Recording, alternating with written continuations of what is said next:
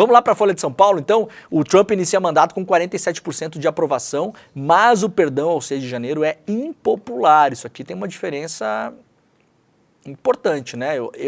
Se fosse me perguntar, eu ia dizer que era meio a meio nos Estados Unidos. Fiquei até surpreso com esse dado aqui. Cerca de 47% dos norte-americanos aprovam Donald Trump em seu retorno à Casa Branca, revela uma pesquisa de popularidade realizada pela Reuters Ipsos, divulgadas ontem, terça-feira. É mais ou menos o índice de votação, né, agora no começo. Tem uma tendência nos primeiros 6 meses, um ano, nos Estados Unidos, que é o presidente perder popularidade nesse começo, né? No Brasil tem uma certa lua de mel no primeiro ano, os presidentes mantêm ou até aumentam a popularidade, ficam ali, né? Fica na banheira lá, né? Só esperando a bola. Nos Estados Unidos é o contrário, a popularidade tende a cair. O levantamento aponta para um cenário ainda polarizado nos Estados Unidos, reproduzindo o que foi observado durante a campanha eleitoral. O Trump foi empossado nessa segunda-feira para o segundo mandato, envolto em polêmicas. A pesquisa foi feita na segunda e terça-feira após a posse, então é uma pesquisa fresquinha, né? A pesquisa também mostrou que os norte-americanos já se desagradaram com algumas das primeiras ações do presidente. Cerca de 58% dos entrevistados, ou seja, um ser humaninho seis ser humaninhos em cada 10, né? Avaliam que ele não deveria perdoar todas as pessoas condenadas pelo ataque ao Capitólio em 6 de janeiro. Então é uma medida impopular, né? 60% não concordam com esse perdão que o Trump deu lá para os golpistas do 6 de janeiro. A medida foi tomada horas após, enquanto a pesquisa era realizada. A maioria das quase 1.600 pessoas acusadas foram perdoadas e 14 líderes do cerco tiveram suas sentenças anuladas. Ontem, aliás, uma associação de policiais que apoiou o Trump durante a campanha fez uma nota duríssima porque o Trump acabou perdoando pessoas que atacaram policiais, né? Que atacaram, assim, violentamente policiais durante o 6 de janeiro. E aí os policiais não gostaram, mas vocês apoiaram o Trump pra quê? Hein? Bando de idiota. Agora toma essa aí também, né? Não enche o nosso saco. Apenas 29% dos entrevistados aprovam a forma como Trump lida com a politização percebida do sistema de justiça. Baixo, né? O atual presidente acusa Joe Biden de dobrar a balança da justiça com processos destinados a impedir o seu retorno ao cargo. Os entrevistados olham mais calorosamente para a abordagem de Trump em outras questões. 46% aprovaram suas ideias para a imigração, uma questão que muitos americanos gostariam de ver como prioridade da nova administração. 58% dos entrevistados concordam com uma declaração de que os Estados Unidos deveriam reduzir drasticamente o número de imigrantes autorizados a pedir asilo na fronteira. O republicano também declarou que a imigração ilegal é uma emergência nacional. O resultado da pesquisa representa uma espécie de recomeço para Trump, que começou seu primeiro mandato presidencial com 43% de aprovação, um número que subiu para 49% no final de janeiro de 2017, mas terminou com 34% após o cerco ao Capitólio, uma tentativa de reverter sua derrota eleitoral em 2020. A classificação de Trump é baixa para os padrões históricos, avaliam os pesquisadores. Os presidentes dos Estados Unidos normalmente começam seus mandatos com índice de aprovação acima dos 50%. Estados processam Trump por decreto restringindo cidadania a imigrantes. Vai começar a guerra judicial, né, nos Estados Unidos. Vai ser um longuíssimo inverno essa história. Gente, as coisas não vão cair sem as pessoas se debaterem, tá? E nos Estados Unidos a judicialização é pesada. Se por um lado tem os interesses aí dos trilionários plutocratas que tomaram o controle da Casa Branca nesse momento, por outro lado tem muita força também para combater isso, principalmente na justiça, com entidades que já historicamente sabem como fazer essa luta. Não é nada de improviso, né? Então vai ter briga sim, porque já se avalia que vários dos decretos que o Trump assinou no primeiro dia aí, depois da posse, são ilegais e inconstitucionais. Então isso vai começar a pipocar, não vai ser apertar botões. Não vai ser apertar botões. Por um lado nós teremos uma nova era aí, um novo mundo, teremos um novo mundo, né? Essa gente vai para cima, vai pro tudo ou nada, mas vai ter resistência em vários lugares, né? Já no primeiro dia do segundo mandato, o Trump publicou um decreto que proíbe a concessão automática de cidadania para pessoas que nascem nos Estados Unidos. Então, por exemplo, como é hoje, né? Já é hoje, na verdade, há 150 anos. Se um casal de imigrantes que estão nos Estados Unidos e que são ilegais, tá? Ilegais, que em tese não poderiam estar lá, poderiam, por exemplo, ser deportados, se esse casal tem um filho ou uma filha, esta criança é cidadã americana, cidadã estadunidense, no caso, né? Americana, ou seria se fosse mexicana, por exemplo, também, né? Cidadã estadunidense. Então, acontece milhares de casos em que aquela criança nasce nos Estados Unidos, cresce, estuda lá e tal, não sei o quê, acontece de o filho ou a filha ter cidadania, por ter nascido nos Estados Unidos, e os pais permanecerem boa parte da sua vida ilegais, né? E acontece em casos extremos, a depender de quem toma a presidência lá, dos pais até mesmo poderem ser expulsos do país e o filho ou a filha poder ficar. O Trump baixou um decreto dizendo que não, que quem nasce lá hoje não é mais cidadão estadunidense, né? Segundo especialistas, isso faz parte da 14ª emenda da Constituição dos Estados Unidos, que é simples e clara. O texto da Constituição diz: todas as pessoas nascidas ou naturalizadas nos Estados Unidos e sujeitas à sua jurisdição são cidadãos dos Estados Unidos e do estado no qual residem. Este é o texto da Constituição. Absolutamente claro, decreto nenhum pode derrubar um texto constitucional. Evidentemente, esse decreto é ilegal. O Trump sabe disso? Claro que sabe. Está fazendo apenas política, causando polêmica, fazendo com que as pessoas debatam esse assunto, né? E fazendo a máquina da criação de conteúdo rodar, né? E aí você vai confundindo a opinião pública também. Você cria 100 polêmicas por dia, você polui toda a água do debate público e é assim que será pelos próximos 4 anos. Não esperem nada diferente disso. Semana que vem vai estar o Elon Musk fazendo saudação nazista de novo, tá? Metaforicamente ou não, né? Preparem-se, vai ser isso aí. Só que na terça-feira, pelo menos 22 estados governados por democratas entraram já na justiça contra o governo federal para pedir a derrubada do decreto. O processo deve ser o início de uma longa batalha no judiciário entre a Casa Branca e estados e cidades favoráveis à proteção de imigrantes em situação irregular. De acordo com uma das ações protocolada na Corte Federal de Washington, o decreto de Trump negaria a cidadania americana para 150 mil pessoas todos os anos. Quase todos os estados com governadores democratas processaram o governo federal, como eu falei aqui, são 22, né? Trump promete atingir a União Europeia com tarifas e prevê tarifas... tá ruim essa manchete, né, Folha? E prevê tarifas de 10% para a China em 1º de fevereiro. O presidente dos Estados Unidos prometeu atingir a União Europeia com tarifas e disse que o seu governo está discutindo a imposição de uma taxa de 10% sobre os produtos importados da China em 1º de fevereiro. Porque a droga... Peraí. Produtos importados de China, porque a droga fentanil está sendo enviada da China para o México e o Canadá. Vejam, a gente vai ter dificuldade de entender a lógica, né? Mas é isso aí mesmo, tá? O Trump está dizendo o seguinte: não, olha só, a gente vai impor tarifas aí porque vocês estão mandando a droga X para o México e para o Canadá e aí isso aí é um problema. Né? O fentanil é um problema de saúde pública nos Estados Unidos, é aquela droga zumbi. Vocês já viram esses vídeos na internet? As pessoas tomam esse negócio, né? É um medicamento e ficam em posição de zumbi pelas ruas, né? É um negócio absurdamente lamentável, né?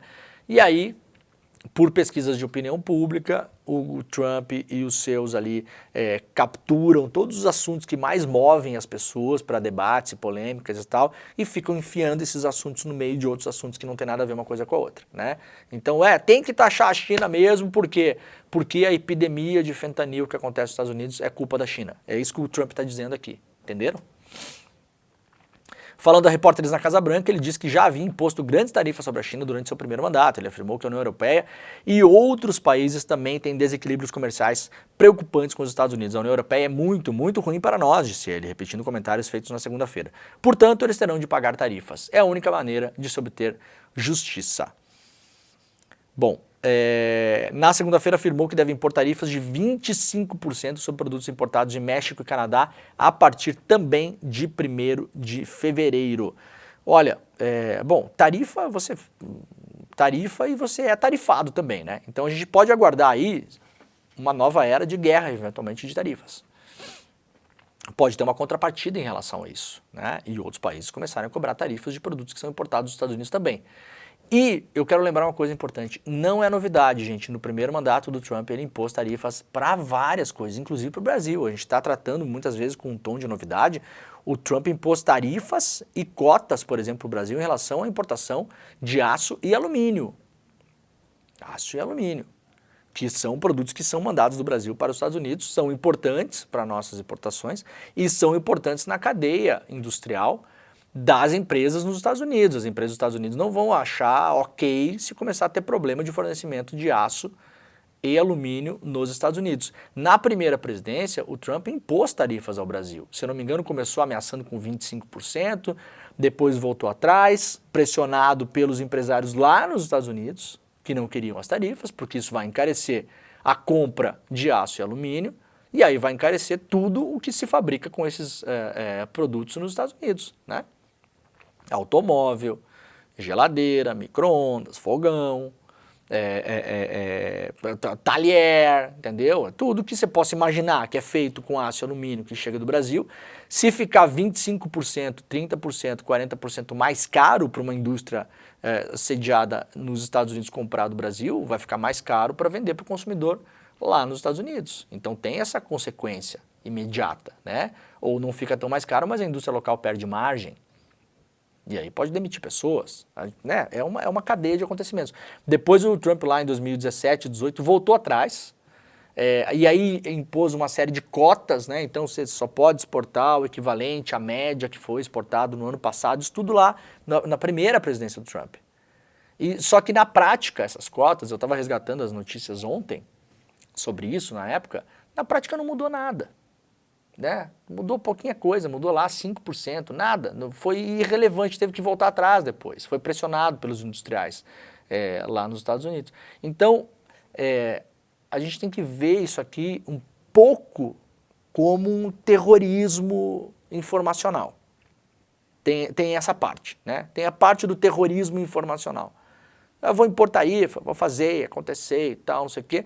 Você tem, assim, milhões de variáveis que podem impor pressões ao Trump, inclusive dentro dos Estados Unidos, por conta de interesses de vários setores da economia, que não são necessariamente os setores que estão plugados com o Trump hoje, né?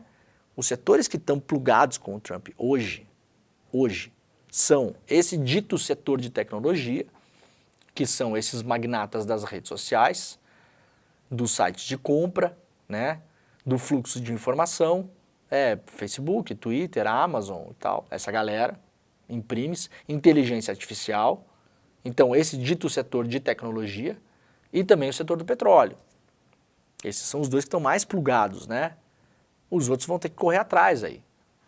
Então, a ver como vai andar essa coisa toda. O presidente da Gerdau, que é uma das principais exportadoras de aço aqui do Brasil, empresa privada, né, falou que a China é uma das grandes preocupações hoje em relação ao Trump.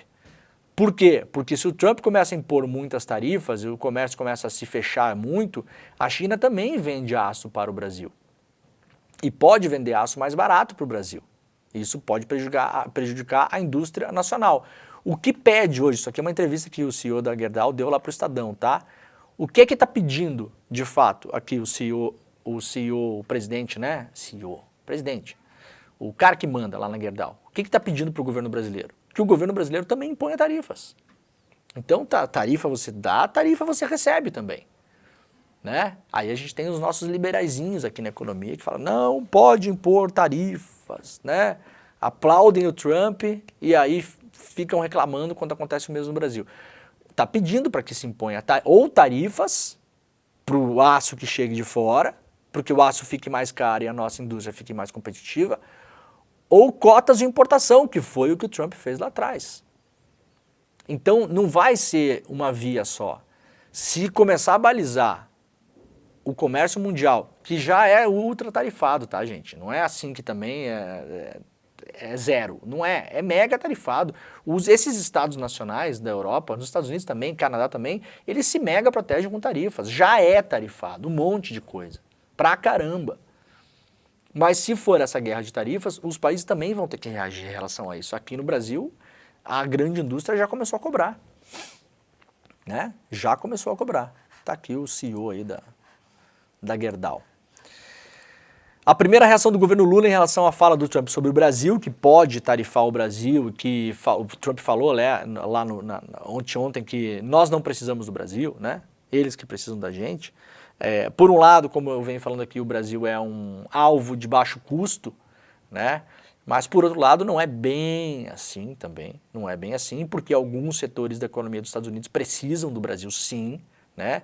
É claro que no geral a economia do país não precisa, mas alguns setores precisam muito do Brasil.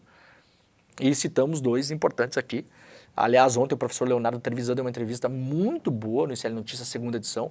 Recuperem aí no YouTube, dando um contexto geral em relação a essa guerra comercial que pode acontecer e mostrando por que é que o Brasil, principalmente nesse, não só, mas nesse setor, né? Nos setores da indústria dos Estados Unidos que dependem de aço e alumínio, o Brasil é um país estratégico para eles. Não é bem assim falar não preciso, não vai meter o louco, não vai, né? E aí o professor explica muito bem essa relação. E aí o governo Lula, através da ministra interina de Relações Exteriores, a Maria Laura da Rocha, reagiu ontem à declaração do Trump sobre a América Latina. Na segunda-feira, após tomar posse, ele foi questionado por uma jornalista brasileira sobre quando conversaria com o presidente Lula e como seria a relação do seu governo com o Brasil e os países do continente latino-americano. E aí o Trump respondeu com soberba, né? Falou, vai ser boa, mas eles precisam da gente, a gente não precisa deles, né? A declaração a jornalistas da nossa embaixadora interina aí aconteceu ontem, portanto, e ela falou, o presidente Trump pode falar o que quiser, ele é o presidente eleito dos Estados Unidos. Nós vamos analisar cada passo das decisões que forem tomadas pelo novo governo. Acredito que como somos um povo que tem fé na vida, tudo vai dar certo sempre. Vamos trabalhar e apoiar não as nossas divergências, mas as nossas convergências, que são muitas, declarou, né? Lá publicado pela revista Fórum.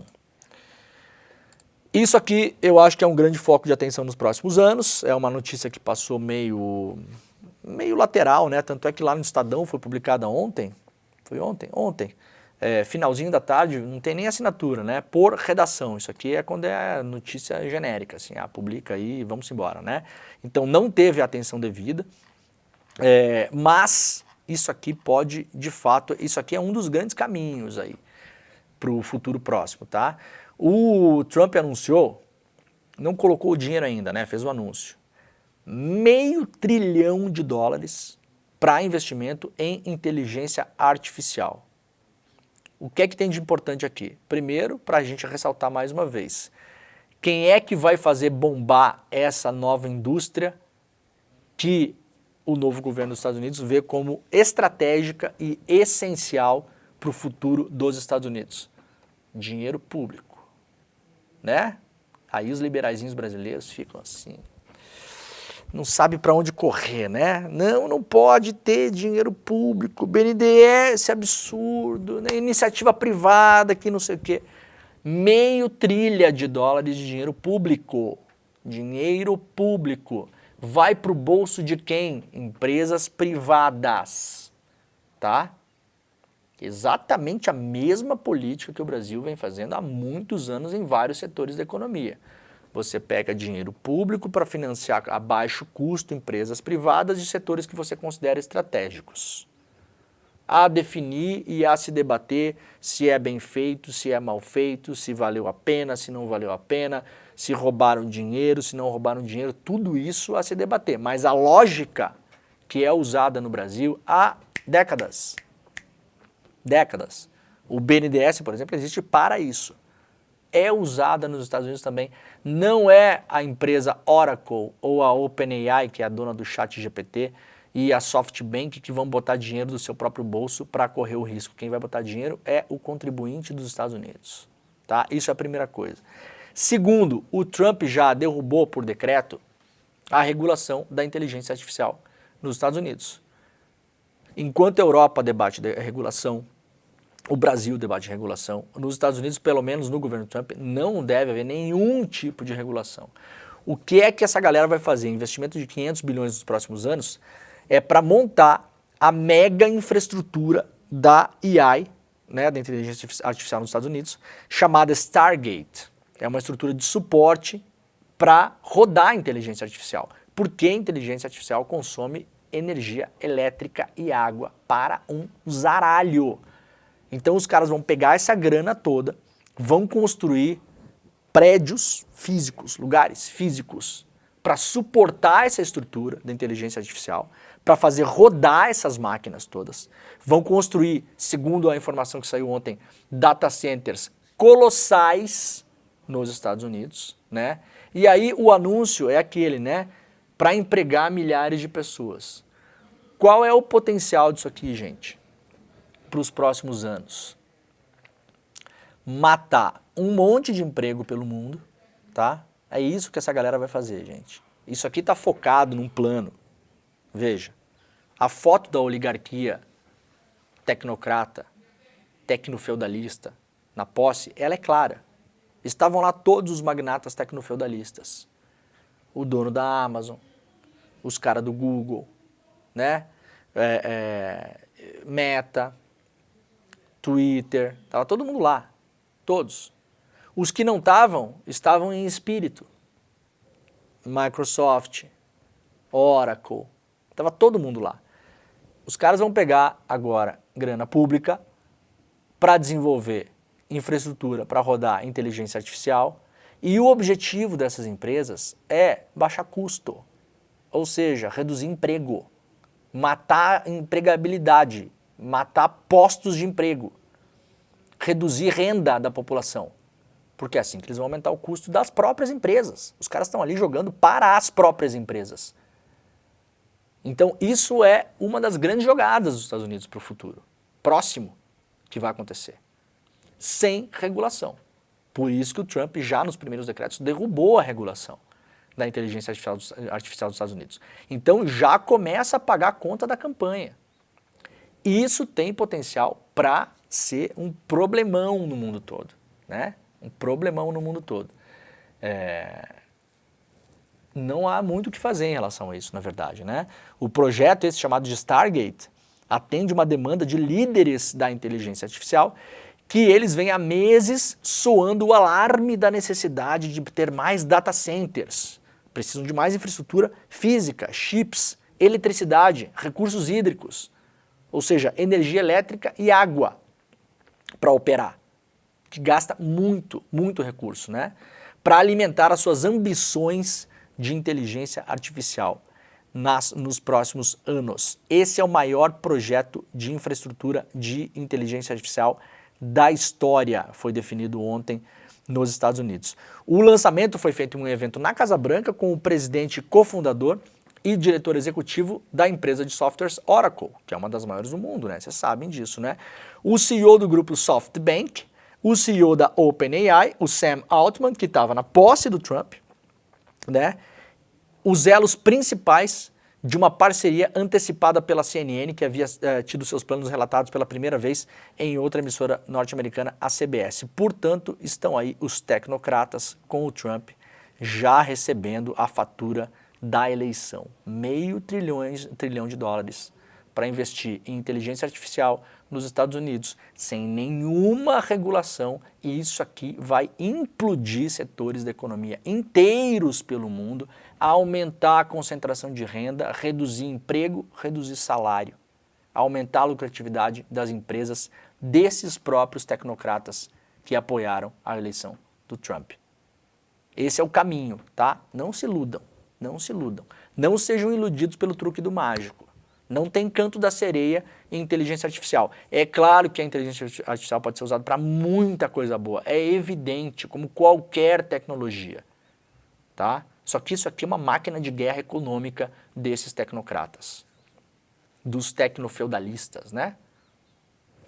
Tá bom? Muito bem.